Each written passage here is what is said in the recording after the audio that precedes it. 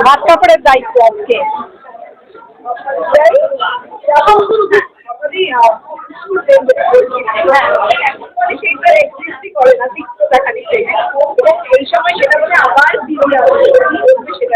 প্রেম মিষ্টি হওয়ার খুব প্রয়োজন।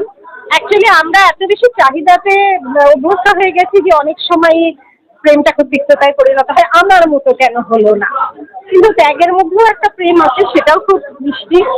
তো এখানে সেটাই দেখানো হয়েছে যে প্রেম কতটা মিষ্টি হতে পারে, এবং একটা সময় পরে মানুষের যখন ক্ষুদ্র চাওয়া পাওয়া গুলো শেষ হয়ে যায় তখন তো আর মানে বড় কিছু এটা হবে ওটা হবে এসব তো মানুষের আশা থাকে না। তখন মানুষের আশা থাকে কি, আমি একটু ভালো থাকবো, আমাকে যেন সবাই ভালোবাসে।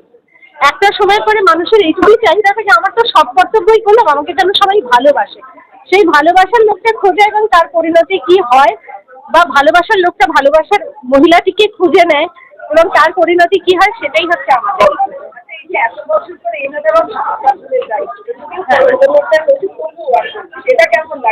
আরে আজকে মানুষ জন্য আমার দেরি হয়েছে, আমাকে এত বকছিল, এই আসছিস না এই আসছিস না, ফ্রেশরা সব চলে যাবে হ্যান ত্যান।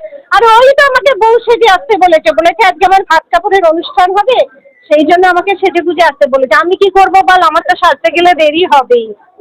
আমার সরি, কিছু করার নেই, কিন্তু আমাকে বলেছে তোকে বউ সেজে আসতে হবে, আজকে ভাত কাপড়ের অনুষ্ঠান হবে, ওই জন্য সাজতে গিয়ে আমার দেরি হয়ে গেছে। দাদা কি বললেন দেখেছেন? দাদা আসছে, দাদা ঘুমোচ্ছিল। দাদা ঘুমোচ্ছিল, দাদা আসছে, দাদা দেখেনি, এসে দেখবে। নতুন করে প্রেম করে তখন খুব অসহ্য লাগছিল, খুব গরম লাগছিল, এত গরম ছিল। যে গরমের মধ্যে আমরা শুটিংটা করেছি সেই গরমের মধ্যে আমাদের খুব কষ্ট হয়েছে শুটিংটা করতে, সুতরাং প্রেম করে একদম এনজয় করিনি। আর স্ক্রিনে প্রেম করে না আনন্দ পাওয়া যায় না।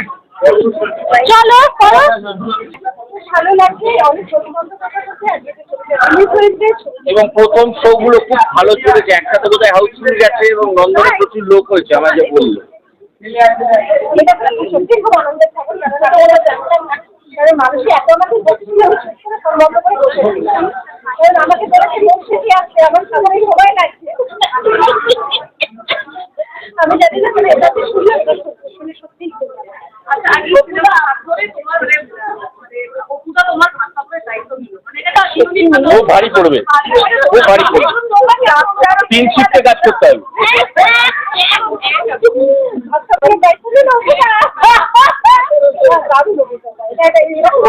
তো ভাত খাবে না, ভাত খাবে, ভাত।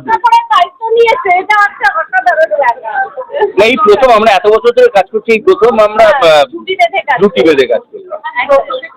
দর্শকদের একটা কথাই বলবো, ছবিটা হলে এসে দেখুন, এবং যারা দেখে বেরিয়েছে তাদের কাছ থেকে রিপোর্ট নিন। যারা দেখে বেরিয়েছে তাদের, কারণ ওটা খুব ইম্পর্টেন্ট, কারণ খারাপ জিনিস রটার কোনো লোকের অভাব নেই। আচ্ছা লাস্ট আজকে বিয়ে বাড়ি মেনু একটু শুনি, গল্প। বিয়ে বাড়ি নামাই না,